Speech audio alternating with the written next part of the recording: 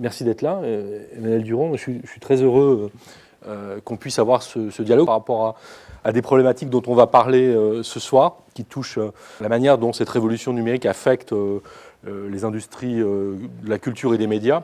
Je voudrais juste commencer par relever une chose et vous donner l'occasion peut-être de commencer à réagir là-dessus. Ce que j'ai trouvé intéressant également dans votre approche, c'est une chose qui est, je trouve, étrangement trop rare quand on parle des industries culturelles et qu'on parle du numérique. C'est une démarche qui est d'abord une démarche comparée. Elle l'est à plusieurs titres, c'est-à-dire qu'il ne s'agit pas uniquement de réfléchir à ce qui se passe dans le monde de la culture pour le monde de la culture, mais d'essayer d'en faire un cas d'école qui vaut aussi pour d'autres domaines de l'économie ou de la vie sociale, d'une part, et d'autre part, à l'intérieur même de la culture, et ça c'est votre parcours qui vous a permis ce mode de réflexion assez rare, je trouve, vous réfléchissez à ce qu'il peut y avoir de commun et ce qu'il peut y avoir de différent entre des domaines de la culture qui sont étrangement, alors qu'on a vu des mouvements de fusion assez importants, qui demeurent étrangement assez cloisonnés. Première question, c'était une des principales interrogations, point de départ pour ce livre. Dans le premier draft de mon livre, la première phrase, c'était « L'histoire ne se répète pas, mais elle bégaye ». C'était un aller-retour donc, entre ma position de praticien, d'industriel du secteur, et les actions que je pouvais avoir par ailleurs en tant qu'enseignant à Sciences Po, qui m'ont obligé, enfin, volontairement on va dire, à prendre du recul par rapport à une démarche peut-être plus intuitive de compréhension de ces sujets-là. Parce que l'intuition, dans ces moments-là, elle n'est pas nécessairement très bonne conseillère, parce que naturellement, elle va nous emmener vers le connu, vers certaines ornières de la pensée, et on sait bien à quel point les entreprises qui ont eu des réussites spectaculaires étaient au départ peut-être liées à des démarches contre-intuitives. Compte tenu de ce que vous disiez sur effectivement cette répétition en fait, de l'histoire, c'est ce qui m'a aussi le plus poussé à vouloir écrire ce livre. Quand je suis arrivé chez Warner il y a 6 ans, c'était avec cette mission-là en tête. Pour moi, j'avais intégré le fait que si je revenais dans l'entertainment, qui était un secteur que je savais structurellement menacé par la transformation numérique, eh bien, c'était pour essayer de leur faire négocier un virage de manière un peu plus harmonieuse que ce que j'avais pu le voir 10 ans avant au sein de Sony Music et d'Universal Music. Malheureusement, force est de constater que les mêmes forces ou faiblesses étaient à l'œuvre et qu'on était amené à reproduire un peu la même typologie d'action et qu'on peut assez rapidement résumé comme étant la courbe du deuil, quoi. Vous voyez, cette manière d'accompagner ou pas en fait, un changement. Un changement, c'est comme un deuil. Il faut laisser un ancien monde derrière soi et puis pour en embrasser un nouveau. Et malheureusement, en fait, les secteurs dans lesquels je travaille sont souvent restés bloqués dans les premières étapes, en fait. Le déni, la colère. Et on le voit, en fait, il y a des actions qui sont extrêmement passionnelles. On parlait des bonnets rouges tout à l'heure. C'est des domaines qui sont très loin, mais qui sont confrontés un peu aux mêmes problématiques de rupture, et où on voit effectivement que la réaction face au changement, elle s'exprime de manière extrêmement émotive, extrêmement passionnelle, avec beaucoup de violence. Je repense à un tweet de la Fédération des taxis qui, le 7 ou le 8 janvier, donc vraiment à chaud, en plein dans les attentats, dit « L'ennemi public numéro 2, après les frères Kouachi, c'est Uber ». Vous voyez, il y a une espèce de disproportion entre ce qu'ils sont en train de vivre et puis ce qu'ils sont en train d'exprimer, qui est, pour moi, extrêmement constitutif de l'incapacité même d'adresser ces questions-là de manière rationnelle. Et c'est l'objet de ce livre. Ce n'était pas possible d'en faire une tribune. D'autres membres du secteur du cinéma ont essayé. Vincent Maraval, par exemple, chez Wild Bunch, qui avait fait une tribune dans Le Monde, qui s'est retrouvé titré « Malgré lui, les acteurs sont-ils trop payés ?» alors que ce n'était pas complètement l'objet de la tribune au départ. Il n'y avait pas que ça. Non, il n'y avait pas que ça, c'était plus vaste. Et donc, effectivement, c'est des problèmes qui sont complexes, qui ont plusieurs facettes, et qui nécessitent, en fait, une démarche, en fait, un peu plus longue que simplement des slogans assénés comme ça, rapidement. Il y a une chose qui me semble aussi très, très importante dans votre démarche et dans votre livre, c'est de ne pas céder au catastrophisme ambiant. Ça ne veut pas dire ne pas être lucide, ne pas regarder en face la destruction, parfois extraordinairement rapide, de capitaux économiques, on va dire, ou d'institutions. Ou de valeur. Ou de valeur Oui. pour les objets, mais même au-delà de la valeur d'un produit culturel, par exemple, la destruction d'institutions, de choses qui ont été sédimentées progressivement et qui peuvent, qu'on a vu se déliter extrêmement rapidement. Donc il faut regarder en face ça, et en même temps, pour vous, le plus important, c'est lié à cette capacité d'être lucide par rapport à ce qui se passe. Tout commence par un diagnostic que vous posez, mais il faut, tout en ayant évidemment pour tâche de porter ce diagnostic dans un premier temps, avoir dès le départ en tête la nécessité d'organiser la manière dont les choses vont changer, ou en tous les cas la manière dont on va se préparer à ce changement. C'est-à-dire que moi j'ai beaucoup entendu dans le secteur que je connais le mieux, qui est celui de la presse, et encore j'entends encore aujourd'hui beaucoup de gens dire de toute façon personne n'a trouvé le modèle économique.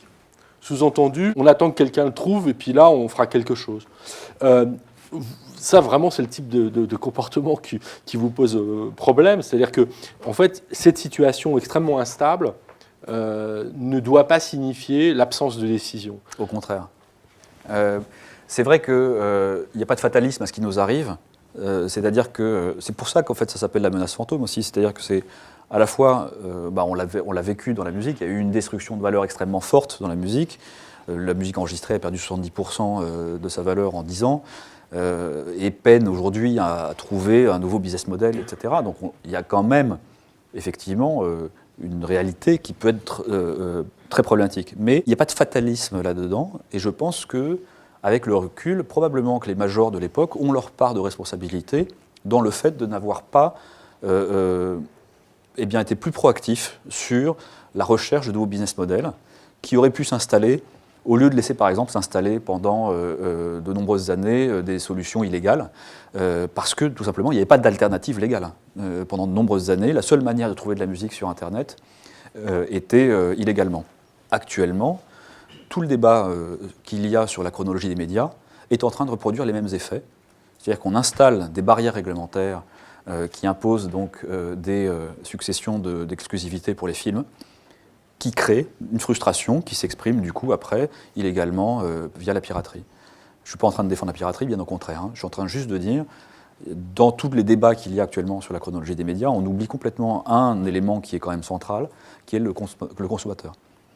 Et donc le livre est un peu aussi destiné à faire parler la voix du consommateur. Alors pour revenir sur votre point, sur le fait que la réactivité en fait, ou la proactivité d'une industrie détermine sa survie, c'est vrai. Quand on regarde les positions hégémoniques que peuvent prendre assez rapidement des acteurs sur des secteurs, on regarde par exemple la position qu'avait iTunes en 2010 sur l'EST. iTunes aux États-Unis en 2010 représentait 80% de part de marché. Donc l'EST, c'est le téléchargement définitif de films. Il représentait 80% de part de marché sur ce segment-là. Donc on considérait que ce bastion, détenu par iTunes, avec en plus une intégration verticale très forte, qui faisait qu'ils avaient le store pour les contenus et en même temps les appareils pour les lire, que c'était un combat perdu d'avance, puisqu'ils avaient une forteresse inexpugnable. Aujourd'hui, 4 ans après, en 2014, iTunes a 40% seulement. Ils ont eu leur part de marché divisée par 2, juste par l'arrivée de 4 nouveaux acteurs qui ont chacun pris entre 8 et 25% de part de marché. Donc on voit en fait que la réactivité des entreprises détermine en grande partie leur survie ou pas. C'est-à-dire que, oui, Netflix a tué Blockbuster, mais ce n'est pas de la faute de Netflix, c'est de la faute de Blockbuster. Et on peut le lier très très précisément à une décision de l'actionnariat de Blockbuster à une époque qui leur a dit ce site internet que vous créez pour concurrencer Netflix fait en fait concurrence à votre business model initial, fermez-le. Et donc ils ont fermé leur site internet, à la demande de Carl Icahn d'ailleurs, le fameux raider américain, et ils en sont morts. Donc vous voyez, il y a des conflits internes au sein des entreprises qui sont finalement beaucoup plus dangereux que la concurrence qui peut s'exercer face à ces nouveaux entrants. Et c'est pour adresser aussi ces conflits internes en fait, que j'ai écrit ce livre, parce que il y a un vrai besoin d'évangélisation de gens pour que l'attitude, en fait, par rapport à ce qui arrive, eh bien, soit un peu plus combative et un peu moins victimisante. Oui, parce que quand on vous lit, qu'on se met dans la situation, qu'on a pu les uns les autres peut-être expérimenter dans des entreprises, d'être en charge de la définition de stratégies nouvelles par rapport à ces changements. Au fond, on s'aperçoit qu'il y a trois types de populations auxquelles il faut faire face. D'une part, les clients à qui on vend les produits qu'on fabrique. Ouais. D'autre part, les actionnaires qui sont extrêmement importants si vous décidez de changer de stratégie radicalement ou pour trouver la manière de financer des transformations assez profondes. Et enfin, les gens avec lesquels vous travaillez, et ce n'est pas la moindre affaire non plus, qu'il s'agit de convaincre d'abord peut-être de partager avec eux un constat avant de partager les grandes lignes d'une stratégie. Donc ça, dans le livre, vous abordez ces trois aspects au fond de l'organisation et les soucis qu'elle pose. Et on s'aperçoit à travers un certain nombre d'histoires que vous racontez que les échecs s'expliquent souvent par des difficultés rencontrées avec tel ou tel de ces publics, bien davantage que par la qualité ou l'absence de qualité des stratégies en elles-mêmes. C'est une réflexion qui m'est venue à la lecture d'un ouvrage qui est vraiment extrêmement inspirant sur le sujet, qui n'est pas dénué de défauts, mais qui par ailleurs apporte plein de pistes en fait, de compréhension de ces sujets. C'est The Innovator's Dilemma de Clayton Christensen. Et je vous dis le titre en anglais, parce que malgré le fait que cet ouvrage soit le livre de chevet de Jeff Bezos, ou était celui de précédent Apple, donc Steve Jobs, voilà. Son nom échappe toujours. Et qu'il soit disponible en téléchargement gratuit aujourd'hui en anglais. Un peu partout, il n'est pas traduit en français. Et lorsque j'ai cherché, moi, des éditeurs pour faire éditer ce livre, et que j'ai eu la chance d'atterrir aux presses de Sciences Po, qui m'a bien choyé par ailleurs, dans mes discussions avec les gens, certains connaissaient ce livre et me disaient « mais ça ne nous intéresse pas, en fait. Oui, on sait qu'il est disponible, mais ça ne nous intéresse pas de le traduire. Il n'y a pas de marché pour ça en France. » Et je trouve ça inquiétant, parce que ça montre à quel point il peut y avoir une espèce de déni d'innovation sur ces sujets-là, parce que c'est des thèmes qui sont, alors là, pour le coup, très largement abordés, critiqués, débattus de l'autre côté de l'Atlantique. Je ne suis pas du tout américaniste primaire, mais sur ce thème-là, en fait, on a peut-être un problème de posture. Alors pour revenir sur ces trois éléments, effectivement, dans ce livre-là, on détermine que, effectivement, clients, actionnaires, salariés représentent finalement différentes forces en présence qui vont dicter la stratégie de l'entreprise. Pour vous donner un exemple simple, aujourd'hui, moi, chez Warner, ça peut poser un problème de dire ce que je dis, parce que ça peut nous mettre en porte-à-faux avec nos clients. Nos clients, pas nos consommateurs finaux, mais nos clients comme Canal ou les exploitants de salles qui eux-mêmes n'ont pas particulièrement intérêt, par exemple, à ce qu'on modifie la chronologie des médias, et ça se conçoit de leur point de vue.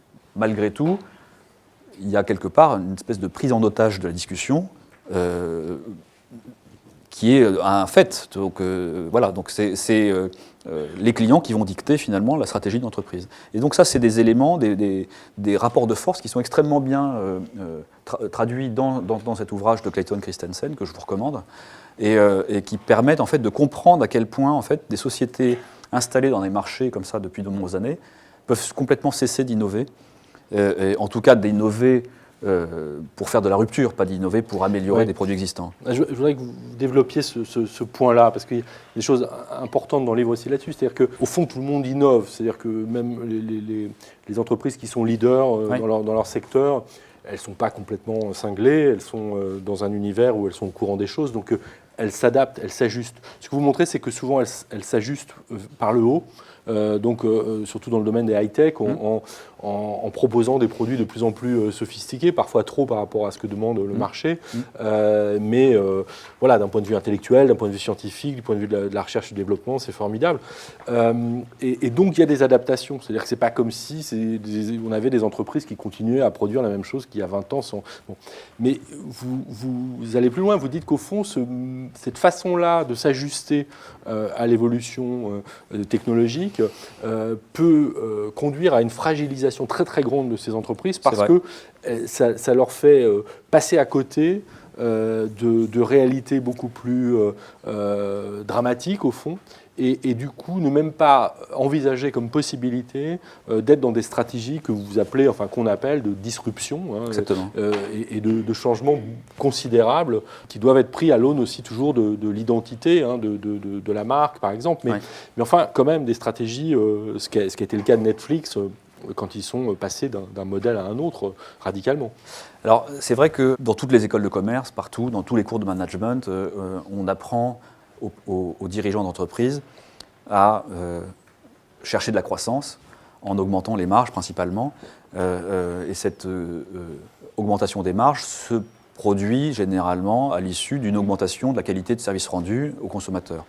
Et si on prend l'exemple de la vidéo, il y a des améliorations technologiques qui permettent d'avoir un meilleur service rendu au consommateur final. Donc on prend par exemple les différents standards, donc la VHS, le DVD, le Blu-ray, l'arrivée de la 3D, maintenant le 4K, qui sont donc des améliorations successives de la qualité de l'image.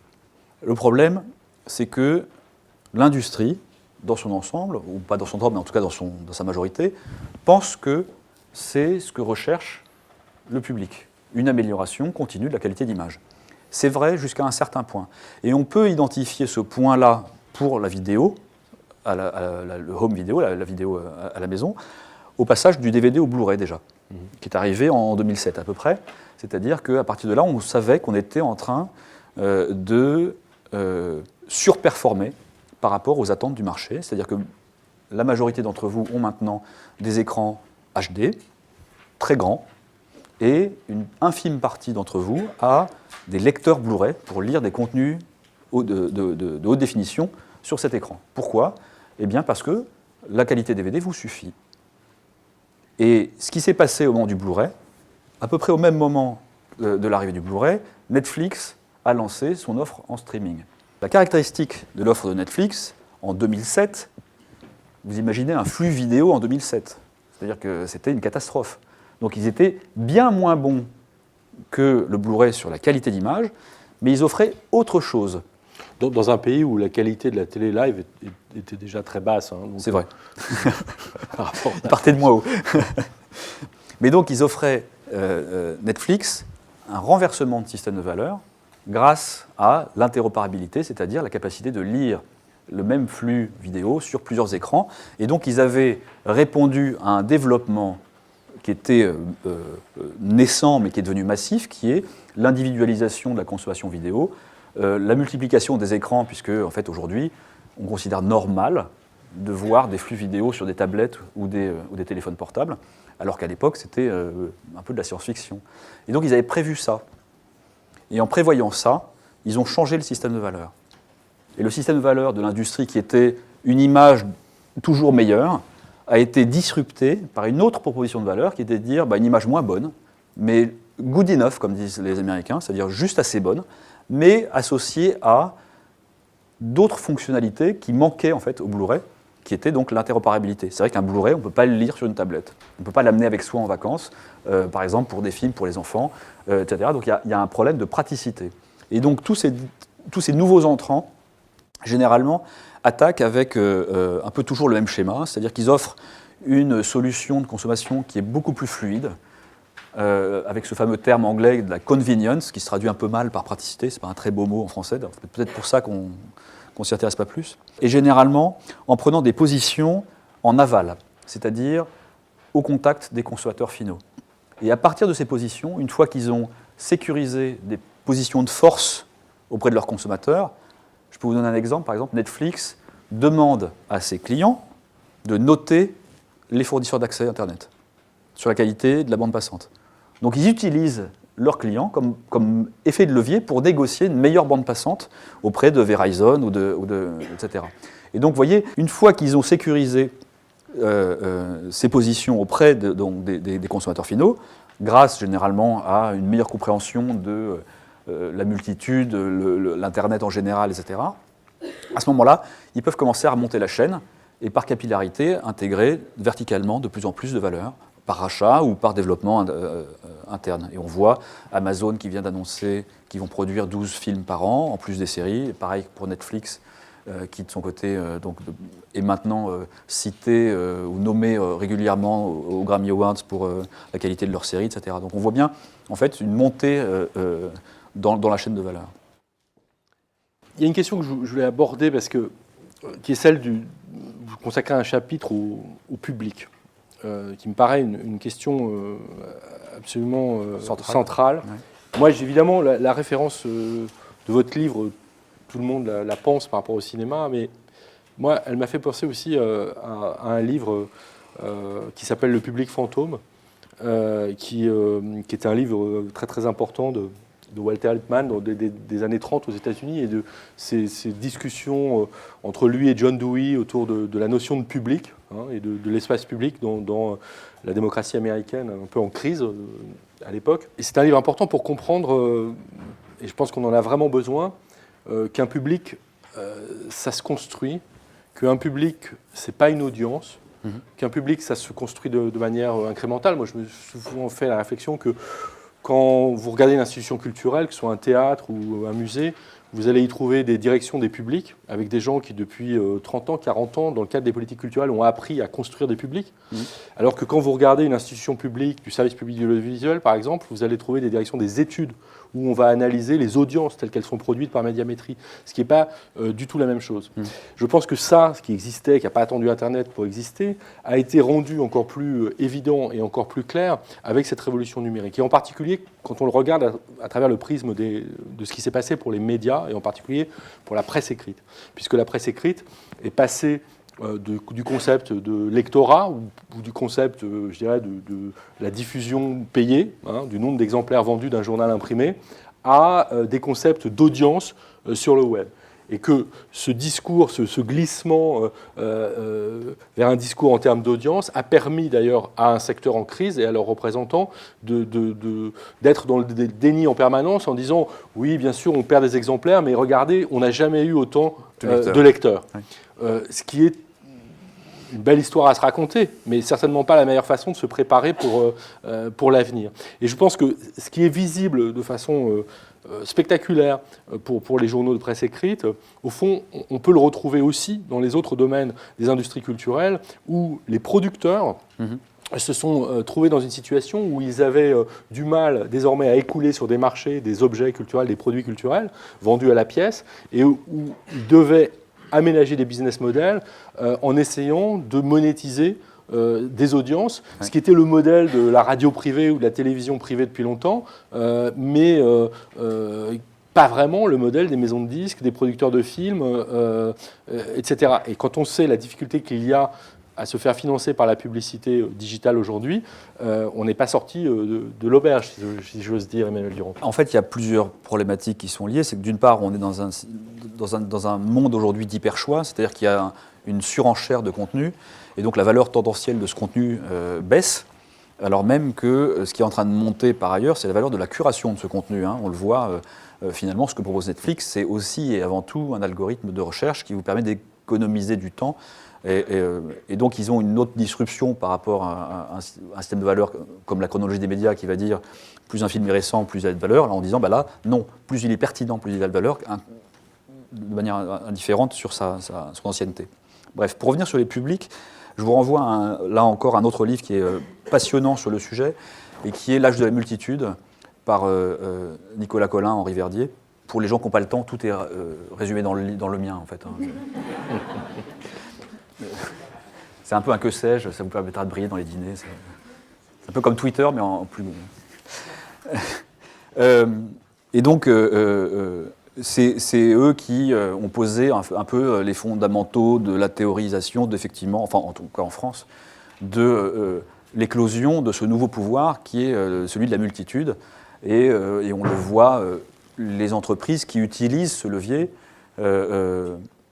comme un levier actif ont des retours sur investissement qui sont beaucoup plus forts que des entreprises qui, elles, à les considérer comme des masses anonymes et informes qui sont passives. La problématique particulière de la culture en France, c'est qu'il y a une primauté de l'œuvre sur le public. Et que donc tout le système français, l'exception culturelle française a été construite sur ça. C'est-à-dire, on est en position haute, on sait ce qui convient au public, lui ne le sait pas, et on va lui apporter. Et donc, ce système-là est complètement pris à rebours par la méritocratie totale qu'est Internet, ou au contraire, des solutions comme, par exemple, du crowdfunding comme Kickstarter, qui va proposer aux gens de soutenir des projets, etc. Donc là, on voit bien, ne peuvent exister que ceux qui ont résisté au vote du public. Et donc, on est complètement à l'opposé de ça.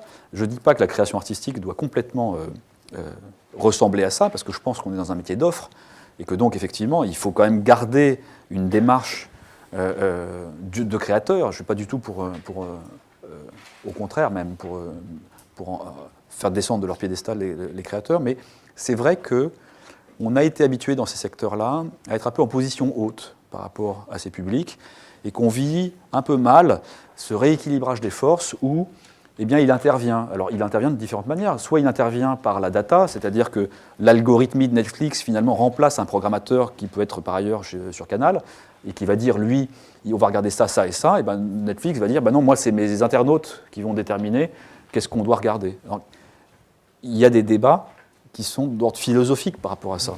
Dernière question avant qu'on ouvre la discussion à la salle. Je suis heureux de vous avoir entendu dire qu'on était dans des métiers de l'offre, parce que le petit désaccord peut-être que je pourrais avoir sur certaines pages du livre porte là-dessus. J'espère. Mais parce qu'on n'a pas les mêmes expériences, je veux dire, à l'intérieur de ces secteurs, et que quand on regarde les choses du point de vue du créateur, c'est-à-dire en l'occurrence du journaliste, mais on se pose peut-être les questions différemment. La question telle que j'aime bien au fond la formuler, c'est la suivante. Et j'ai pu me servir de ça par rapport à des équipes qu'il s'agissait d'informer du diagnostic qu'on peut faire. C'est, en gros, on vit sur une planète dont l'air est en train de devenir irrespirable, mais par chance, on peut disposer d'une fusée pour aller habiter sur une autre planète qui est la planète numérique. Simplement, en partant, on ne peut pas tout apporter avec nous. Mmh. Donc la question qui se pose à nous, c'est à quoi on tient ? Qu'est-ce qu'on veut sanctuariser ? Qu'est-ce qu'on veut prendre avec nous pour vivre dans la planète numérique ? Alors je vais prendre un exemple. Moi, comme journaliste, ce à quoi je tiens, c'est le concept du journal.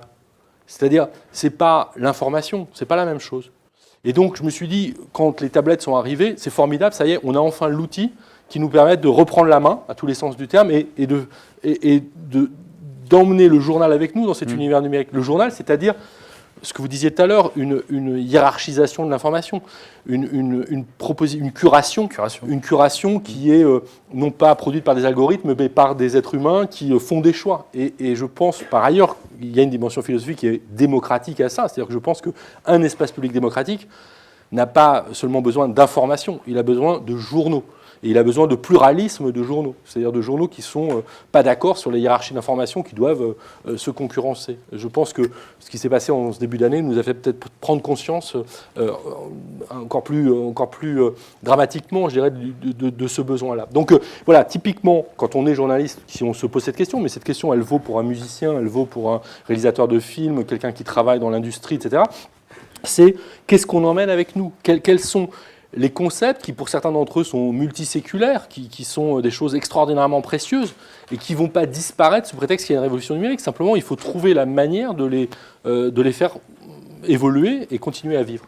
Je ne suis pas tout à fait d'accord avec la vision de la fusée. Parce que je ne pense pas qu'on se situe dans un effet de trapèze où on quitte un monde pour découvrir un nouveau. Et d'ailleurs, c'est le premier chapitre en fait, où je propose plutôt l'image d'un millefeuille en fait, où les usages vont s'empiler les uns aux autres. En utilisant par exemple des exemples très anciens des gens qui pressaient les phonogrammes au début du 20e, qui disaient la radio arrive, on est mort. Les gens vont pouvoir écouter de la musique gratuitement chez eux en tournant un bouton. Pas de raison qu'ils continuent à acheter des disques. Ça permet juste de dramatiser et de faire un peu de storytelling quand les boîtes sont obligées de déménager. Mais par exemple. Mais je pense que si on regarde en fait la valeur nouvelle qu'apportent tous ces nouveaux entrants avec eux, c'est cette fameuse convenience, c'est cette fameuse praticité, c'est cette fameuse fluidité dans le parcours du consommateur, où ils réduisent énormément les frictions, en fait. Et si c'était que le seul item qui nous intéressait, plus personne n'irait au cinéma, qui reste une activité avec des dizaines d'occasions de friction abominables. C'est-à-dire qu'on va faire la queue, on n'est pas sûr de trouver une place. Essayez d'imaginer d'aller avec vos enfants, plus un autre couple avec leurs enfants, le week-end de la sortie, voir un film de Disney. Il faut que vous trouviez 7 places qui sont ensemble, parce que vous ne pouvez pas avoir un enfant de 3 ans tout seul au 5e rang. Enfin bon, vous voyez, c'est un enfer, c'est anxiogène. Néanmoins, on continue à y aller. C'est bizarre, non ? Et je pense que c'est parce qu'il y a quelque chose d'irréductible pour l'instant dans Internet, dans le monde numérique, justement. C'est cette friction, c'est le lien social, c'est ce qui nous pousse hors de chez nous, malgré nous, en fait. Presque, on préférait... La raison pour laquelle vous êtes là, mais c'est ce qui s'est passé dans le monde de la musique, où le modèle économique a basculé vers le live. Oui, tout à fait. Et effectivement, on peut tracer un parallèle grossier entre la musique et le cinéma en disant le concert correspond à la salle, la vidéo correspond au CD, et les droits télé correspondent aux droits de synchro qu'on peut vendre en musique, à peu près en termes de business model. Et effectivement, c'est le modèle du milieu, en fait, celui de la transaction CD ou alors DVD qui souffle le plus, mais les deux aux extrêmes continuent à bien se porter. Et c'est vrai que concernant en fait, les activités sociales, pareil, les libraires qui sont concernés par l'arrivée d'Amazon, eh bien, certains réagissent mieux que d'autres en proposant une expérience sociale en fait, dans leur librairie, en réfléchissant à ce que c'est que leur identité, avec un petit peu de transcendance, en disant, voilà, soit je me considère comme quelqu'un qui vend des livres, dans ce cas-là, effectivement, il y en a d'autres qui font ça mieux que moi.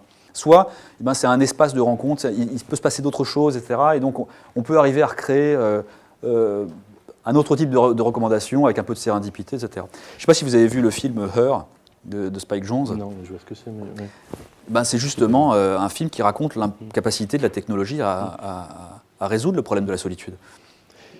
Mais juste pour rebondir là-dessus, avant de vous passer la parole, j'ai quand même l'impression qu'il y a aussi une dimension qui favorise le fait que ces expériences irréductibles à la dimension numérique non seulement perdurent, mais je dirais se développent dans certains domaines.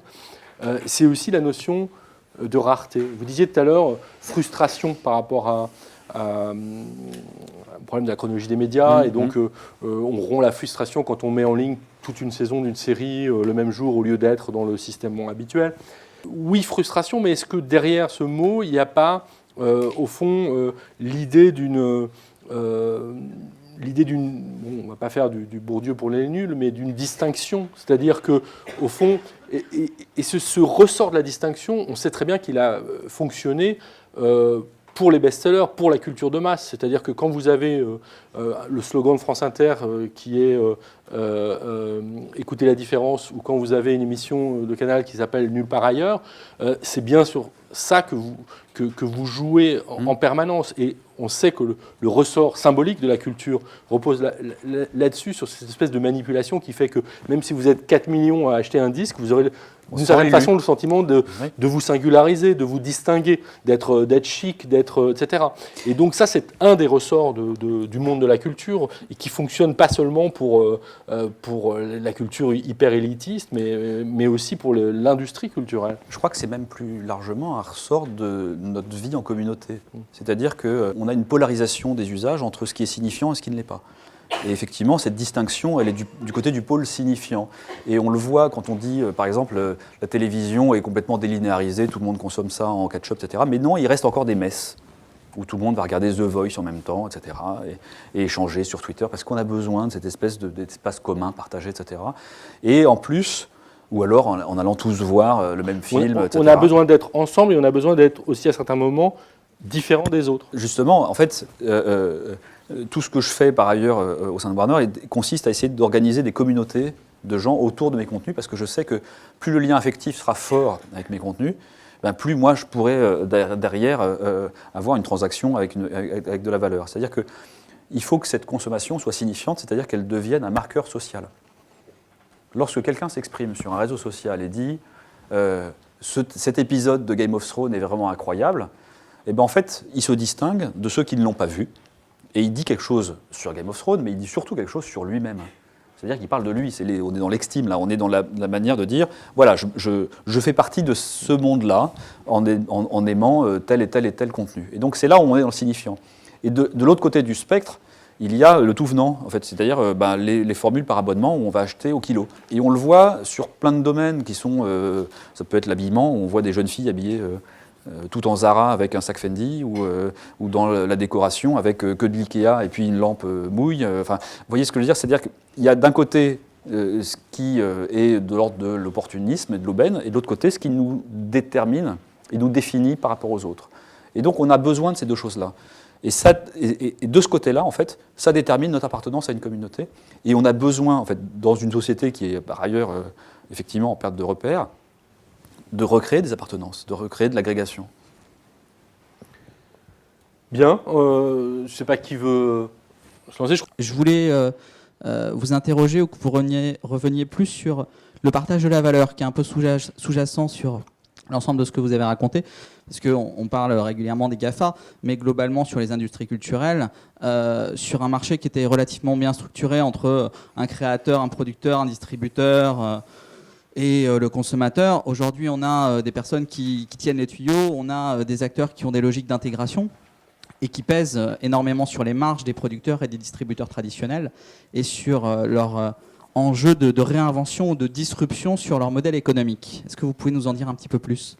C'est un sujet complexe dont on pourrait parler longtemps et sur lequel je ne détiens pas toutes les réponses en plus. Si on prend le cas de la musique, il s'est passé plusieurs choses. Il s'est passé d'abord et avant tout une baisse des barrières à l'entrée. C'est-à-dire que le secteur de la musique tenait grâce au fait que ça coûtait cher de produire un disque, ça coûtait cher de le marketer, ça coûtait cher de le distribuer. Et soudainement, en fait, avec l'arrivée de l'électronique dans la production, avec la viralisation du marketing, avec la numérisation de la distribution, eh bien, ces barrières à l'entrée n'ont pas disparu totalement, mais en tout cas, elles se sont abaissées plus ou moins en fait, en fonction des segments. Et ça a permis en fait, à de nouveaux entrants d'agir, et ça a dû forcer les majors à redéfinir complètement quel était leur rôle et leur raison d'être, notamment par rapport aux artistes. On a vu arriver de nouvelles sociétés type Believe, etc., qui sont des sociétés de services carrément, qui viennent proposer une prestation en fait, à un artiste en lui disant voilà, je m'occupe de vos RP par exemple. Concernant les situations des GAFA, etc., c'est là où effectivement c'est quand même une situation problématique. Elle est problématique dès lors qu'il y a hégémonie. C'est-à-dire qu'à partir du moment où un acteur unique prend une posture qui lui permet en fait, de définir les conditions dans lesquelles un marché va opérer, c'est là où clairement il y a une vraie problématique qui est à la fois économique et puis culturelle. C'est-à-dire qu'il y a une vraie question de diversité en fait, à partir de ce moment-là. Et donc c'est clair que c'est contre ce genre de choses qu'il faut agir. Et je ne crois pas que les réponses réglementaires soient nécessairement adaptées pour ça, puisqu'elles sont longues, elles sont limitées dans l'espace souvent, alors que le marché aujourd'hui est mondial, et on voit bien en fait à quel point elles n'arrivent pas à lutter correctement contre ces acteurs. Je vous donne un exemple, c'est Google. Google a complètement désintermédié la presse en captant 70% pratiquement du chiffre d'affaires publicitaire, notamment de la presse aux États-Unis. Donc vraiment une grave crise. Et au moment où, par exemple, des commissaires européens ou députés, je crois, allemands s'attaquent à Google sur la presse, et ben on s'aperçoit que Google est complètement en train de perdre la bataille de la presse, puisque le trafic sur les sites de presse aujourd'hui passe plutôt par Facebook ou par d'autres canaux. Donc on voit bien en fait qu'on est en train de courir derrière quelque chose, alors que pour moi, la meilleure arme contre l'innovation, ça reste l'innovation. C'est-à-dire qu'en fait, je renvoie sur un billet du blog de Nicolas Collin qui avait écrit là-dessus sur une politique publique de l'innovation en disant à quoi peut servir l'argent public ? Est-ce que l'argent public doit servir justement à maintenir vivantes des institutions, etc. Ou au contraire, est-ce que cet argent public doit nourrir un écosystème qui permette l'émergence de champions de demain ? Bon, on voit bien vers quoi il penche. Je ne suis pas loin de penser que ce n'est pas mal non plus, en fait, parce qu'en plus, ces créations d'entreprises sont aussi celles qui sont le plus créatrices d'emplois, par ailleurs. À la fin des différentes questions que vous avez posées, vous avez posé un concept très intéressant qui est de fédérer les communautés. Et c'est vrai qu'autour du digital, il y a beaucoup ça qui se met en place. Vous parliez de France Inter tout à l'heure, c'est facile de comprendre un peu la communauté derrière l'image de marque de France Inter. Derrière les Inrock, on va comprendre la communauté derrière cette image de marque. Derrière Warner, c'est un peu plus compliqué à faire. Alors, j'ai été surpris récemment par Warner, parce que je suis allé voir Les Nouveaux Sauvages, et j'ai découvert à la fin au générique que vous vouliez qu'on tweete pour pouvoir créer une communauté, justement. Comment vous faites pour créer cette communauté alors que Warner n'a pas un concept aussi marqué que France Inter ou les Inrock? Première remarque liminaire, je m'excuse sur l'exécution en fait, de ce bandeau sur le générique de fin qui a choqué pas mal de monde parce qu'il il est arrivé de manière assez agressive sur la fin du film et certains m'en ont fait la remarque et donc on l'a arrêté. Mais c'était une expérimentation qui était faite en accord avec le réalisateur du film, bien sûr, parce qu'on savait que c'était un film plutôt challenger, qui était un film à sketch, argentin, etc. Donc allez le voir, il est très bien. Et donc pour générer du bouche à oreille autour du film. La question de la légitimité de la marque Warner, finalement, elle est venue chez nous il y a pas mal d'années lorsqu'on a créé le programme de fidélité qui s'appelle My Warner et qui était un préalable aux questions que se posent aujourd'hui les titres de presse sur la valeur de la marque média. Puisqu'en fait aujourd'hui, malgré quelques marques très très fortes comme France Inter ou les Inrock, beaucoup de gens rentrent de manière transverse dans les sites de médias et vont immédiatement consommer leur contenu sans passer par la homepage. Donc ils ne lisent plus le média en tant que tel, comme un filtre.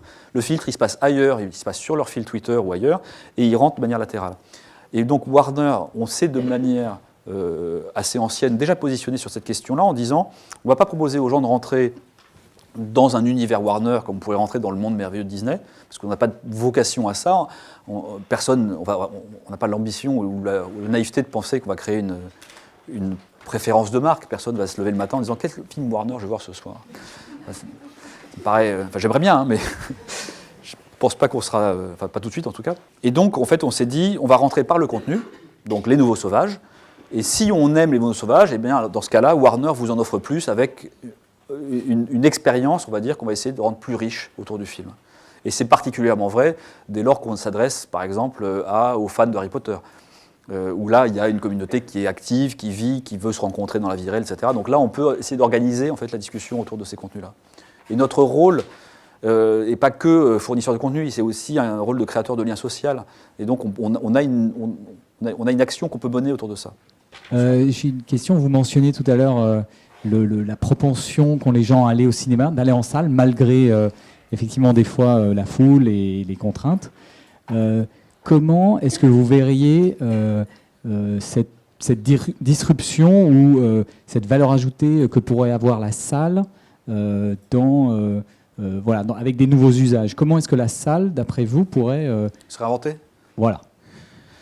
Il y a énormément de choses à faire. Déjà, le taux moyen de remplissage des circuits, selon les chiffres du CNC, c'est de l'ordre de 15%.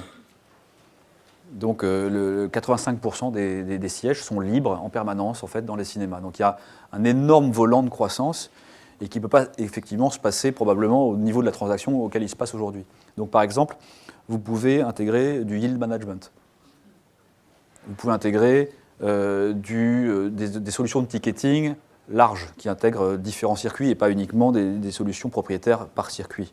Et donc à partir du moment où vous auriez une solution, par exemple Allociné, qui vous permet de booker votre ticket, ce qui n'est pas le cas aujourd'hui, eh bien, à partir de ça, si vous ajoutez de la data, vous pourriez dire, on fait un système de recommandation un peu à la Netflix, et compte tenu des goûts de la personne, parce qu'il a déjà liké plusieurs films sur le site, par exemple, on va lui dire, tiens, ce film-là peut vous plaire, d'ailleurs, il joue dans une demi-heure à 500 mètres de vous, 3 €, à prendre ou à laisser, par exemple. Et donc, vous pouvez créer, en fait, du volume grâce à du last minute ou des choses comme ça. À côté de ça, nous on le voit, hein, les gens généralement cessent d'aller au cinéma à un moment clé en fait, de leur vie, c'est le premier enfant. Voilà. Vous avez tous vécu ça, tous les gens qui allaient énormément en salle, tout à coup, paf, ils se retrouvent chez eux, ils ne peuvent plus. Donc on peut trouver des solutions qui permettent de faciliter la vie de ces gens-là qui veulent continuer à sortir pour éviter que ça leur coûte 100 € la nuit ou la soirée. Bon, bref. Donc vous voyez, on peut penser à pas mal de choses qui faciliterait la vie des choses. Tous les restaurants aujourd'hui sont avec des services voituriers, pourquoi pas les cinémas. Enfin, il y a plein de solutions qui pourraient fluidifier en fait ce parcours. Il y a une autre phase qui n'est pas du tout adressée aujourd'hui, c'est la préséance. La préséance, c'est pour ça qu'on a fait ce bandeau sur les nouveaux sauvages. La préséance, c'est le pic de votre engagement sur un film. Et c'est également le moment où la salle veut vous sortir le plus vite possible, généralement par des boyaux longs et malodorants, et vous arrivez au cul de l'immeuble. Enfin, je vous laisse imaginer la métaphore que ça implique. On se sent un peu comme... voilà. N'importe quel musée sait que c'est le moment où il faut mettre une boutique. Ou au moins, en tout cas, essayer de faire en sorte que les gens prennent la parole, par exemple sur les réseaux, pour pousser en fait, le bouche à oreille autour d'un film, ou même au minimum la discussion autour de ce film. Vous voyez, donc il y a plein de choses qui sont aujourd'hui en jachère, où on peut agir pour augmenter l'intérêt. Vous avez tous vécu, je pense, ça, c'est que vous allez au cinéma, et plus vous allez au cinéma, plus vous avez envie d'aller au cinéma. C'est vrai, non ? C'est vraiment ça. Et donc, ce qui est de l'ordre de l'entropie, c'est-à-dire que vous allez un peu moins au cinéma, et ben, du coup, vous êtes moins confronté à des films qui sortent, vous avez du coup moins envie, et puis vous commencez à voir des séries, puis dire « Ah ouais, c'est pas mal les séries, voilà », et puis vous êtes en train de passer à autre chose. Et donc, peut-être que si le cinéma ne réagit pas par rapport à ça, peut-être qu'on va rentrer dans un âge d'or de la télé, où les gens vont aller vers des consommations qui sont moins contraintes, puisque la série n'a pas de chronologie des médias. Donc on peut voir toute sa saison d'un coup, etc. Donc c'est peut-être plus souple, et c'est peut-être un des dangers qui guette la salle aujourd'hui d'ailleurs. Oui ? Et si on pousse le bouchon un peu plus loin, est-ce qu'il y a des expériences de crowdsourcing où le public a co-construit? Probablement, je ne les connais pas. Moi je suis assez partagé sur la dimension créative. C'est là où c'est là où je m'arrête. C'est marrant, hein, parce que effectivement. Moi, ça me fait peur. Ouais, j'ai envie de vous retourner la question. Vous savez quel film vous avez envie de voir ? En fait, l'exemple, oui, je peux vous répondre oui, dans le cadre de Netflix, qui utilise en fait les données d'usage de ces utilisateurs de la plateforme pour déterminer en fait le cahier des charges de ces nouvelles séries. Et ça marche plus ou moins bien. Et donc ça fait effectivement peur, mais ça n'est qu'un outil. Et d'ailleurs, Ted Sarandos lui-même, le patron de la création de Netflix, dit « Oui, on utilise l'algorithmie, mais on utilise aussi l'intuition. » Et c'est 70-30. Et il ne dit pas dans quel ordre. Et donc, on voit bien en fait, que tout ça peut pas... Enfin, on n'a pas la capacité... Peut-être que demain, en fait, on aura des machines capables de faire ça, mais aujourd'hui, il n'y a pas la capacité à réellement intégrer vraiment cette data de manière intelligente pour créer une œuvre. Mon intuition, je n'aime pas dire ce mot-là, puisque je viens de dire que je me méfiais de l'intuition, c'est que la création réussie est par nature disruptive. C'est-à-dire qu'elle vient avec un très fort effet de surprise. Et donc quelque chose qu'on n'a pas prévu. Par nature, la data, l'algorithmie, l'utilisation des données utilisateurs, etc., va travailler sur l'optimisation à l'intérieur d'un système. Et donc, elle va plutôt produire des améliorations à l'intérieur d'un même système, mais pas cette disruption. Je ne vois pas la data produire Inception. Et même très bizarre. Et même de la singularité. Ouais. Sur cette question, il y a un très beau roman qui imagine une machine capable de produire des histoires. C'est un roman d'un romancier qui s'appelle Philippe Vasset, qui s'appelle Exemplaire de démonstration, et qui est un roman machine en lui-même. Enfin, c'est un texte absolument admirable qui doit dater d'il y a une dizaine d'années. À peu près. Et on voit, en fait, alors là, je m'éloigne un peu du public lui-même, mais plutôt sur l'algorithmie et l'informatique. Il y a des outils aujourd'hui qui permettent de produire des morceaux de musique, par exemple, sans intervention humaine. Et il y a eu des dizaines de milliers de titres qui ont été produits grâce à ça. Je ne crois pas qu'on en ait entendu un seul sur les ondes et que ça ait fait des tubes pour l'instant. En fait. Peut-être dans les ascenseurs. On verra. Mais bon, je ne suis pas futurologue, je m'en défends, et peut-être que demain, en fait, grâce au machine learning, la technologie va progresser et progressivement, en fait, améliorer ça. Je pense que ça reste un outil, et il y a ceux qui l'utiliseront bien comme un outil, et ceux qui ne sauront pas l'utiliser. Et un des parallèles qu'on peut utiliser, c'est comment on appelle ça, les projections test, qui sont arrivées à Hollywood dans les années 70-80, où tout à coup, on commençait à demander au public son avis sur la fin du film. C'est quand même dingue, quoi. C'est au créateur de créer ce film, merde. Et Donc plein de gens ont cru qu'ils allaient se faire déposséder du pouvoir, en fait, du montage, etc. Et en fait, ce qui s'est passé, c'est quoi? C'est que c'est un insight. Il faut l'utiliser comme tel. Peut-être qu'il y a quelque chose qu'on n'a pas vu, etc., parce qu'on avait un peu le nez dans le guidon, et donc ça nous donne une manière de le faire. Si on est complètement à la merci de ça, on va créer quelque chose d'un peu fade, parce que ça va être une espèce de filet d'eau tiède, on va dire, qui va essayer de trouver le commun dénominateur qui va plaire à tout le monde. Et si au contraire on l'utilise juste comme un insight, et pour ce qu'il est en fait finalement, ben, on garde pour moi ce qui est constitutif d'une création artistique. Oui. Moi j'ai voulu dans une industrie qui est relativement proche de la vôtre, puisque je travaille chez Universal Music, donc sur la production musicale. Comment vous voyez tous ces nouveaux entrants qui se positionnent comme producteurs de films, notamment je pense à Netflix, je pense à Amazon, etc. Nous, dans la musique, on a plutôt tendance à voir des entrants qui se veulent diffuseurs, ou en tout cas plateformes de streaming, etc. Dans le cinéma, j'ai l'impression que ces entrants veulent produire qui pour eux sont des contenus. Et ça m'interroge sur justement la notion, la frontière un peu fragile entre contenu et œuvre artistique, musicale, cinématographique. Je ne sais pas s'il y a une frontière. Pour moi, contenu est un mot un peu bateau, fourre-tout pour déterminer un peu des œuvres, mais c'est plutôt une vision de contenant, peut-être le contenu. Juste pour rebondir sur un exemple que je prenais tout à l'heure, c'est peut-être que contenu renvoie à cette façon que le numérique a eu de désosser des œuvres ou des agencements d'œuvres. Je pense au concept d'album pour la musique. À un moment, on a cru que la dématérialisation aboutirait au fait que l'unité de base serait le titre et que ça chamboulerait l'industrie de la musique là-dessus. En fait, on s'aperçoit finalement que le concept d'album continue de résister pas trop mal.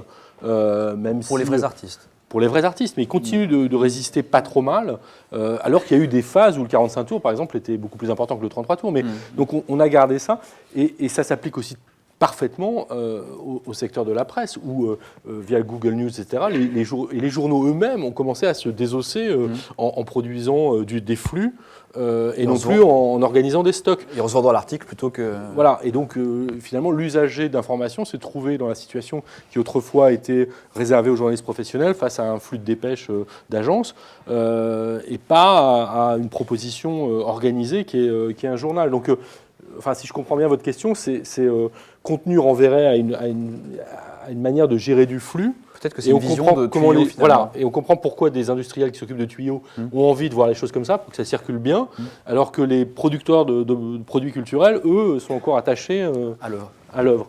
C'est possible. La raison pour laquelle Netflix et Amazon se lancent dans la production est aussi, je pense, un peu politique. Parce que on sent bien qu'ils ne peuvent pas eux-mêmes tout seuls fournir l'intégralité des heures de programme qu'ils proposent dans leur service. Donc de ce point de vue-là, moi je trouve que leur arrivée sur ce secteur est plutôt une bonne nouvelle qu'une mauvaise nouvelle. Ce que propose Amazon quand il va dire « je vais produire 12 films par an », il y a les 3 petits points et les petites... petit caractère. Voilà, c'est ça qu'il faut lire, c'est que ça sera sorti en salle, est disponible sur Amazon Prime entre 4 et 8 semaines après la sortie en salle. Donc c'est ça qu'ils veulent faire, c'est-à-dire qu'ils veulent avoir accès à du contenu cinématographique, parce qu'eux-mêmes ont compris qu'il se passait une chose magique en fait, au moment du passage en salle. On ne sait toujours pas quoi, mais un film qui est produit pour la salle, c'est pas la même chose qu'un film qui est produit pour la télévision. Il se passe un truc, il est rempli avec des formules magiques, et un téléfilm ne sera jamais comme un film. Dans la manière de l'aborder. C'est une légitimité aussi, de symbolisme. Bien sûr. Mais néanmoins, aucun studio ne leur acceptera de leur vendre des films 4 semaines après la sortie salle. Donc c'est ça qu'ils vont faire, en allant produire eux-mêmes leurs films. Et ils prennent un parti pris qui est quand même plutôt mesuré, puisqu'ils vont investir à peu près 25 millions de dollars par film, ce qui pour des standards américains est très très faible. C'est vraiment de l'ordre du studio indépendant, quoi, hein. C'est Focus Features ou Lionsgate, quoi. Enfin, c'est petit. Mais néanmoins, c'est notable, parce que c'est 12 films. Et 12 films, c'est de l'ordre d'un line-up de studio, quand même, hein. Ça a de quoi remplir une année. Donc, c'est intéressant à regarder. Parce que moi, ce qui va m'intéresser là-dedans, c'est de savoir comment les exploitants de salles, par exemple, vont accepter ou pas de diffuser ces contenus-là. Les exploitants de salles, pour moi, ont été protégés en fait, par cette exclusivité temporelle qui les a empêchés peut-être justement de se remettre en cause. C'est quelque chose que j'ai vécu quand j'étais stagiaire à la FNAC au tout début de ma carrière, l'année de l'arrivée de Virgin. Et c'était branle-bas de combat. Et c'était vraiment le réveil de l'endormi. C'était à une époque que certains d'entre nous ont connue où on n'osait pas aller demander un disque de variété au vendeur de la FNAC, sinon il nous aurait pété, quoi. Enfin, c'était pas assez propre pour lui, quoi. Donc Virgin arrive et là tout à coup il se réveille, il commence à créer des FNAC partout, etc. Il commence et je les ai vus en fait ressortir de ça beaucoup plus en meilleure forme qu'auparavant en fait. Et donc la stimulation de la concurrence peut être quelque chose qui peut être intéressant, notamment pour réinventer en fait l'expérience de la salle, comme on discutait tout à l'heure. À partir du moment où ils seront un peu plus confrontés justement à cette concurrence, ben, ils vont devoir plus réinventer l'expérience et à mon avis en ressortir probablement plus fort. Je ne crois pas à un déclin de la salle, pas du tout. Merci. Vous avez cité beaucoup les algorithmes, la question des données aujourd'hui et l'expérience utilisateur qui a beaucoup changé. Est-ce que vous pourriez revenir un peu sur les mutations métiers qui a lieu à l'intérieur même des industries culturelles, parce que il y a les analystes de données qui prennent une place qu'ils n'avaient pas avant. Et est-ce que vous pourriez revenir là-dessus ? Alors on est très très très très tôt là-dedans. Alors je ne parle même pas de la production où c'est totalement inexistant, alors même que dans le livre je renvoie à un film qui s'appelle Moneyball, le stratège pour ceux qui l'ont vu, qui raconte un coach de football américain ou baseball, je sais même, baseball, qui a introduit en fait la dimension statistique dans la sélection des joueurs. Et donc ça, on parle des années 80. Donc ça, c'est des choses qui pourraient totalement être transférées dans le monde de la production pour aider à rentabiliser de manière plus certaine les films. Il n'y en a qu'un seul qui le fait, c'est Ryan Cavanaugh de la société Relativity Media qui s'est associé récemment à Europa. Et il annonce un meilleur taux de rentabilité. On ne le sait pas vraiment. Je ne peux pas juger s'il a raison ou pas, parce que je pense que lui aussi met beaucoup d'intuition dans sa data. Donc je ne préfère pas prendre position là-dessus, je n'ai pas les chiffres, et donc je ne peux pas juger. Concernant mon métier qui est la distribution, en France, à ma connaissance, on est le seul à développer une stratégie sur la data. Personne n'a de data analyst chez eux, etc. Enfin, vraiment, on est dans les tout premiers... dans la préhistoire, on va dire, de ce que ça va faire. Et néanmoins, vous avez complètement raison, le métier est en train de changer complètement. Et notamment, un chef de produit, lorsque je suis arrivé il y a quelques années, pour la vidéo, par exemple, son métier, c'était de dessiner une jaquette et de programmer une campagne télé, quoi. De ce point de vue-là, aujourd'hui, il est en train de sélectionner des segments de cookies pour faire du retargeting, des choses comme ça. Enfin, donc son métier est en train de devenir beaucoup plus analytique.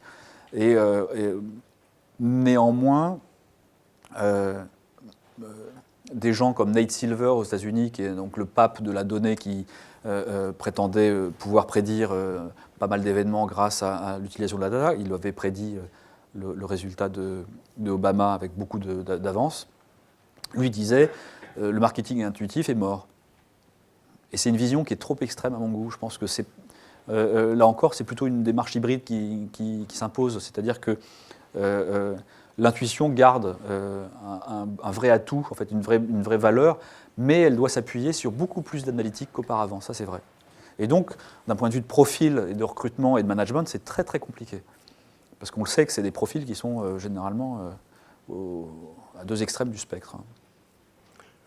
Je pense qu'on est, enfin juste pour répondre sur la partie média, on est très en deçà de ça. C'est-à-dire qu'il y a beaucoup d'analytique et beaucoup de data sur les sites web d'information, mais on ne fait pas forcément attention à celles qui seraient les plus pertinentes. Je prends juste un exemple. La plupart des modèles économiques des journaux d'information en France sont ce qu'on appelle freemium, c'est-à-dire principalement gratuits, avec des articles réservés aux abonnés, et fonctionnent sur un pari qui est que plus vous avez une audience large, plus vous aurez, sur un mode d'entonnoir, un nombre d'abonnés important. Donc vous avez intérêt à grossir votre audience pour récupérer, in fine, une proportion d'abonnés. Or, en fait, quand vous calculez le coefficient de corrélation sur les séries, sur une série sur un mois ou sur 2 mois, en mettant en regard l'audience un jour donné et le nombre d'abonnements ce jour-là, vous vous apercevez qu'il n'y a pas la moindre espèce de corrélation, ce qui invalide complètement ce modèle, par exemple. Donc ce type de raisonnement statistique basique n'est même pas utilisé. Alors de là à aller faire des datas sur les usages des internautes, on en est loin. C'est-à-dire que je pense qu'il y a encore... il y a une propension à produire de plus en plus de chiffres, et je ne suis pas sûr que derrière, il y ait autant d'énergie mise à analyser la pertinence des chiffres. Il y a créé du sens. Ouais. La lecture des articles, par exemple, en ligne, est quand même très importante. C'est une donnée qui est très importante maintenant dans les médias et donc prendre en considération. Non, alors ça, justement, alors pour prendre une stratégie de disruption, totalement contre-intuitive qui a fonctionné, Mediapart, qui dès le départ a dit non, Internet n'est pas égal à des articles courts. Et ils en ont fait la démonstration. Donc je pense que... Et le New York Times aussi. New York Times aussi. Donc là, je pense qu'il y a ce qui semblait des évidences il y a un certain nombre de temps qui ont été déconstruites, démontées à travers des expériences précises. Donc il faut faire attention, à mon avis, à... Mais c'est vrai par rapport à ce que vous dites sur l'évolution nécessaire des équipes, et on voit à quel point là-dessus, les nouveaux entrants ont un avantage concurrentiel, c'est qu'ils n'ont pas le poids de l'historique. Ouais. Et le New York Times, par exemple, pour reprendre l'exemple de la presse, qui est le plus en avance en fait sur sa mutation numérique aujourd'hui, est encore très en deçà des résultats de BuzzFeed, de tous ces sites en fait qui sont natifs digitaux. En fait. On voit par exemple que la viralisation des contenus est beaucoup plus forte. Vice par exemple, Vice News, qui sont des sites dont la viralisation des contenus est beaucoup plus forte que celle du Times. J'ai vu un histogramme récemment qui montrait à quel point ils étaient très loin. Alors même que tout le monde s'accorde à dire que ce sont ceux qui sont les plus avancés par rapport à ça. Et on sait qu'aussi, ils ont dû licencier une centaine de personnes pour en réembaucher 80 derrière. Donc il y a des gens qui ne passeront pas le gué. C'est sûr. Et on en discutait aussi tout à l'heure. Il y a des gens qui ne sont pas adaptés à ce changement-là. Ça, c'est sûr. Donc il ne faut pas non plus baigner dans de l'angélisme en disant il suffit de vouloir et puis on va tous survivre. Malheureusement, non, ce n'est pas aussi simple que ça.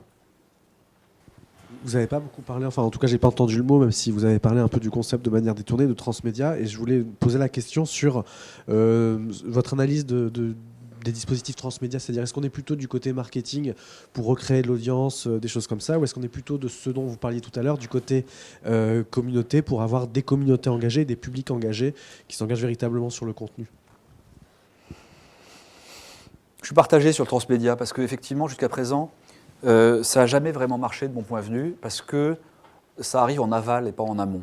C'est-à-dire que ce n'est pas une démarche de créateur, c'est plutôt une démarche de marketing. Et on le sait, en fait, à partir du moment où on n'a pas la main sur le matériau de la création lui-même, on ne peut pas faire des expériences qui soient réellement légitimement immersives ou transverses sur différents supports. Donc, je me méfie sur beaucoup de ce thème qui s'est fait... qui est devenu un buzzword de plein d'agences de communication qui voulaient vendre des petits Mickey à des... Voilà. Donc c'est vrai que c'est un champ d'expérimentation qui est assez intéressant et qui s'est fait malheureusement marabouter par des charlatans en fait, qui vendent une expérience qui n'est pas une réelle expérience transmédia. Bonsoir, donc moi je travaille plutôt dans l'industrie du livre chez Hachette Livre International. Donc j'ai commencé votre livre, je ne l'ai pas encore terminé, mais... il m'intéresse vraiment, compte tenu de notre actualité aussi dans ce secteur. Ma question, donc, déjà, je suis rassurée. Est-ce que vous avez cherché un éditeur pour publier votre livre? Donc, vous n'avez pas fait spécialement d'auto-édition. Donc, j'ai vu que les presses de Sciences Po vous avez suivi, donc c'est plutôt une bonne nouvelle. Est-ce que votre livre est disponible au format e-book aujourd'hui? D'accord. Dès la sortie, il l'a été. Dès sa sortie, ouais. D'accord. Donc ça, c'était aussi... C'était important quand même. Oui, on est d'accord. On est d'accord. Alors, je ne sais pas quelles sont quelle est la part du produit physique et du produit numérique. Et vous, en tant qu'auteur, justement, la partie symbolique que vous accordez à la publication d'un support papier en plus du support e-book. Elle est extraordinairement effective. J'ai été... vous ne pouvez pas savoir à quel point... le jour où je suis allé chercher ça chez l'éditeur, j'étais fier, mais vous ne pouvez pas savoir. C'est effectivement... Mais peut-être que moi, je suis déjà dans l'ancien monde et donc je suis attaché à des objets qui sont voués à devenir demain virtuels. C'était effectivement, pour moi, extrêmement intéressant d'avoir ça. et y compris dans la manière dont je l'utilise pour essayer de faire passer mes idées. Je l'ai fait pour pouvoir lancer des conversations et lancer des discussions. Donc, un livre, ça s'envoie par la poste. Je trouve ça intéressant en fait d'être dans ce mode un peu épistolaire, un peu de l'ancien monde, on va dire, pour pouvoir faire passer des idées nouvelles. Donc j'aimais bien cet apparent paradoxe, en fait. Puisque, en fait, je ne suis pas du tout pour la mort de l'ancien monde. Contrairement à ce qu'on pourrait imaginer, Vous êtes pour le millefeuille, j'ai lu dans votre voilà, livre. mon propos, c'est plutôt un empilement. Pour un d'usages. éditeur, c'est bien ça. Et c'est vrai que pour écrire mon livre, j'ai lu énormément d'articles, de livres professionnels sur le sujet, etc. Et j'ai fait ça exclusivement sur tablette ou même sur téléphone. Et le téléphone s'avère être une excellente liseuse parce qu'en fait, le format du téléphone, c'est un peu comme une colonne de news, en fait. Donc c'est vraiment pratique. Et donc en avion, j'étais là. Et à partir du moment où j'ai fini, le livre est sorti, etc., j'ai eu une espèce de haut le cœur. Je voulais absolument lire des romans en papier. Voilà. Donc, Et, par rapport à une des questions de la salle sur les métiers, justement, nous, chez Hachette, on a recruté quelqu'un de chez IMI pour travailler sur la partie CRM. Donc, il y a vraiment des liens qui se font Bien entre sûr. les secteurs et puis des best practices qui sont prises d'un secteur, justement, comme la musique, qui a eu une révolution numérique un peu plus tôt que pour le livre. Je me demandais si vous aviez des conseils particuliers à donner à une société comme Hachette Livre, justement, pour ce passage vers le numérique. le livre a tout pour devenir un vrai, très fort usage numérique. C'est-à-dire que la principale problématique du livre, c'est d'émerger. Moi, je l'ai découvert en ayant écrit un livre, c'est-à-dire qu'après 18 mois d'un travail monacal, je pensais que le monde allait faire une petite génuflexion à l'arrivée de mon livre. C'est pas exactement le cas, quoi. Le monde a pensé à autre chose. Et donc, faire émerger des contenus, c'est quand même la priorité aujourd'hui. Et donc, je reviens sur cette problématique de l'hyper-choix, où le filtre, la curation, la capacité à proposer le bon produit à la bonne personne est beaucoup plus importante que même produire la chose en elle-même. Et pour le livre, où on sait qu'il y a une atomisation, une fragmentation de la consommation beaucoup plus forte encore que dans toutes les autres industries, du fait du faible coût de production et donc de l'énorme masse de titres qui sont édités chaque année. Et donc chacun devrait pouvoir arriver à trouver un public un peu mieux que ce qu'il ne fait aujourd'hui, parce que je suis persuadé que tous ici, il y a des livres probablement extraordinaires qui nous plairaient énormément, qu'on ne lit pas tout simplement parce qu'on ne sait pas. Et même dans la musique à l'époque, je me souviens qu'il y a même 10 ou 15 ans, on avait fait des études qui montraient que la principale raison pour laquelle un fan n'achetait pas le nouvel album d'un artiste qu'il aimait, c'est parce qu'il n'était pas au courant. À une époque où on dépensait encore des millions dans de la pub télé pour annoncer les sorties des albums. Donc on voit bien qu'il y a des opportunités de croissance très très fortes grâce à ça. Et alors après, le travail, les chemins, ils sont nombreux. Ça peut être effectivement du CRM, de la data, des communautés, plein de choses. Hein. Mark Zuckerberg qui crée un book club. Là. Oui, ça peut être, c'est très important. C'est-à-dire que je pense qu'il n'y a pas que les aspects numériques dans les nouveaux métiers. Et sur le modèle de ce qui s'est passé dans la musique, il y a la dimension, moi j'ai pris beaucoup d'initiatives depuis longtemps là-dedans, de la dimension live autour du littéraire qui devient extraordinairement importante. Et quand vous voyez un éditeur très classique en Grande-Bretagne comme Faber & Faber, qui est un peu l'équivalent de Gallimard à Londres, créer Faber Social Club, qui est un label en faisant venir un responsable de Domino Records pour s'en occuper et construire des tournées littéraires avec leurs auteurs et avoir une nuit mensuelle à Londres dans des pubs avec des choses en lien entre la littérature et la musique. Voilà, Gallimard n'a pas encore de Gallimard Social Club et n'a pas encore compris que quand on veut garder ses auteurs, quand on est éditeur en France aujourd'hui, d'autant plus qu'il n'y a pas d'agent dans le système français, on a intérêt à avoir une dimension speakers bureau, un côté qui s'occupe de la participation de ses auteurs à des festivals littéraires, parce qu'aujourd'hui, vu du point de vue de l'auteur, c'est plus facile de gagner sa vie et de vivre de sa plume que ça ne l'était il y a 10 ans, parce qu'on peut tirer des revenus d'événements live, et on ne peut toujours pas vivre de la vente de ses romans. Mais en revanche... Moi, je vis très très bien avec ça. Mais il faudrait que vous nous... Mais en micro. Non, mais donc là, il y a des transformations, je pense vraiment, enfin, qui sont déjà à l'œuvre. On le voit dans le monde de la littérature, qui a l'air un petit peu pas affecté par tout ça. En fait, je pense que pour les auteurs, les choses ont déjà commencé de changer. Je vais redire une évidence, mais c'est important de la redire parce que, en fait, après 20 ans d'existence d'Internet, on en a encore à dire des choses comme ça. C'est que Internet est un extraordinaire vecteur de dispersion de la culture. C'est quand même, on a accès à l'intégralité du monde depuis chez soi pour faire passer des idées, ce qui est une facilité nouvelle offerte pour diffuser des idées et donc des œuvres. Ce que ça implique, c'est que donc cette barrière à l'entrée-là a disparu. Auparavant, il fallait donc prendre un livre, l'amener physiquement jusqu'à la personne. Ça a disparu. Donc la barrière à l'entrée, elle va se déporter ailleurs. C'est-à-dire que maintenant, comme elle a disparu, il y a trop de choix. Et donc il faut recréer donc un nouveau filtre pour rendre justement, offrir de la pertinence dans la recommandation de livres. C'est vraiment là-dessus qu'interviennent les Amazon et les Netflix. Il faut recréer ça.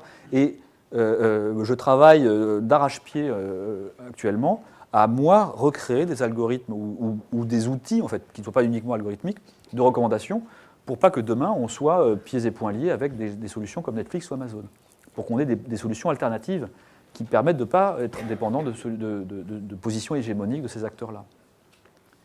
Donc pour moi en fait la route elle est là, c'est-à-dire que et encore plus dans l'édition où il y a je ne sais pas combien de titres chaque année qui sortent, c'est impossible de tout suivre. Oui.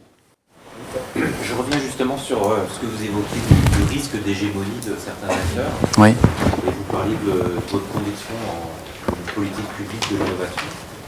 Est-ce que vous pouvez revenir un petit peu là-dessus, ce qui forge votre conviction? Parce que finalement, sur les grands acteurs, les GAFA, etc., on n'en voit pas beaucoup qui sont issus d'une volonté publique ou politique. Donc, à l'ère numérique, est-ce que vous voyez vraiment des acteurs qui viennent de cette volonté-là? Internet est au départ une création américaine, le GPS est une création américaine. Enfin, il y a au départ de l'infrastructure à créer pour que puisse exister. Oui, ou un plan câble, ou des choses comme ça. Donc cette infrastructure-là, elle est nécessaire, je pense, à ce qu'un terreau d'entreprises puisse sortir. Il y a plein d'entreprises qui vivent grâce à Google aujourd'hui. Je discutais avec Alexandre Malch, qui est un disrupteur bien connu du secteur de la presse avec son site Melty, qui lui existe grâce à Google. Donc il n'est pas contre Google, lui, il utilise en fait cet écosystème-là pour pouvoir exister. Et donc je pense que dans les domaines des objets connectés, de la data, etc., clairement en fait, un pays peut avoir une politique plus ou moins favorisante par rapport au développement d'acteurs locaux. Et aujourd'hui, rien ne justifie en fait qu'il y ait besoin, comme auparavant, d'un marché intérieur fort pour pouvoir d'abord gagner son marché et ensuite conquérir le monde. On le voit, hein, Waze, qui s'est fait racheter 1 milliard par Google, est sorti d'Israël. Spotify, qui vaut aujourd'hui, qui est valorisé, je crois, à 8 milliards, vient de Suède. Enfin, vous voyez, donc c'est des tout petits pays, ils sont microscopiques. Donc il n'y a pas besoin, en fait, d'être une grande puissance économique pour faire émerger des acteurs mondiaux très très forts. Donc je reviens sur ça, je suis persuadé qu'il ne faut pas avoir de complexe par rapport principalement à la Silicon Valley, mais en revanche, il faut vraiment qu'on agisse sur notre attitude, sur notre posture par rapport à ces sujets-là, c'est clair. Et donc j'en parle d'ailleurs sur la notion, par exemple, d'acceptation de l'échec, où en France, jusqu'en 2013, un chef d'entreprise qui avait fait faillite était fiché à la Banque de France, comme un escroc. Alors qu'on le sait bien, en fait, que l'échec est constitutif du chemin vers le succès. En fait, il n'y a pas un patron de grande entreprise qui n'a pas échoué en fait aux États-Unis. C'est extrêmement formateur. Et donc, vous voyez, il y a des ajustements de culture qui sont d'abord à faire. Merci beaucoup. Merci Sylvain. Merci à vous.